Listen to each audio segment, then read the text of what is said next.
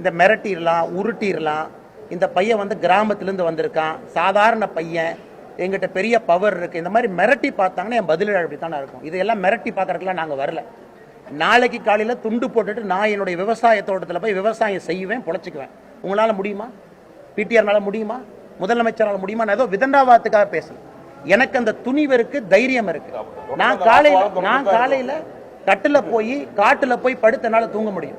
நீங்க AC off பண்ணிட்டு உங்க பஜ்ரோல இருந்து, ஃபார்ச்சுனர்ல இருந்து, ரேஞ்ச் ரோவர்ல இருந்து கிராமத்துக்கு வாங்க பார்க்கலாம். உங்களால முடியாது. யாரோ ஒருத்தன், இத்தனை பேர் அரசியல் இருக்காங்க. எந்த கட்சியாவது முதல் தலைமுறை பட்டதாரிக்கு நீங்க இவ்வளவு சமூக நீதி பேசுறீங்க, முதல் தலைமுறை பட்டதாரி எத்தனை பேர் திமுக வந்திருக்காங்க? அரசியல்வாதிகள் எத்தனை பேர் வந்திருக்காங்க? அதுல யாராச்சும் தலையெடுத்து வந்தா தகாத வார்த்தையில பேசுவீங்க, ஆபாசம் காட்டுவீங்க, திட்டுவீங்க, ஐடிவிங்க வச்சு பேசுவீங்க. இதையெல்லாம் கேட்டுக்கிட்டு நான் ஜீசஸ் கிரைஸ்ட் கிடையாது. ஒரு கண்ணத்தில் அடிச்சா இன்னொரு கண்ணத்தை காட்டிட்டு போறதுக்கு நான் இயேசு கிடையாது. அடிச்சிங்கன்னா திரும்பி அடிப்பேன். அக்ரஷனா இருந்தா டபுள் அக்ரஷன்ல வருவேன்.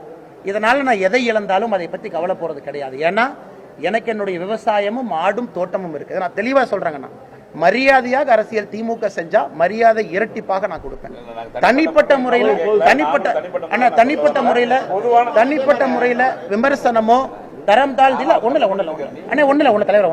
தனிப்பட்ட முறையில தரம் தாழ்ந்து போனாங்கன்னா பிடிஆருக்கு அந்த பதிலடி கொடுத்தது என்னை பொறுத்தவரை எந்த விதத்திலும் அது தவறு கிடையாது.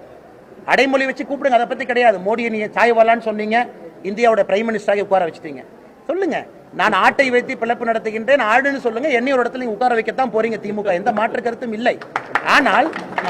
ஆனால் இதை வைத்து நீ பெரியாள் பரம்பரை, நான் வந்து மிராசுதாரர், நான் வந்து ஏகாபத்தியத்திலேயே பெரிய ஆளா இருந்து நீங்க காட்டினீங்கன்னா என்னுடைய பாரம்பரியத்தில், என்னுடைய விவசாயத்தில், என்னுடைய கிராமத்தில் எனக்கு அது பெருமை தான். நான் திரும்ப பேசுவதான செய்வேன்.